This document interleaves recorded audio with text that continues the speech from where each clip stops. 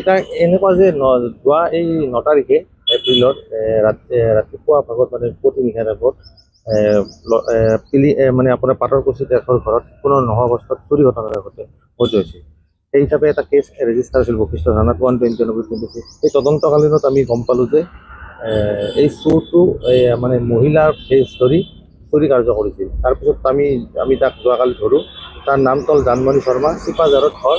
Originally ঘৰ চিপাঝাৰ, এতিয়া peeling এটা ভাড়া থাকে। তাৰ লগত জড়িত তাৰ ৱাইফটো ধনন্দ দেৱী আৰু এজন ল'ৰা আছে গগন বৰ্মন, লালমাটি তেওঁৰ ঘগ্ৰাপাৰৰ।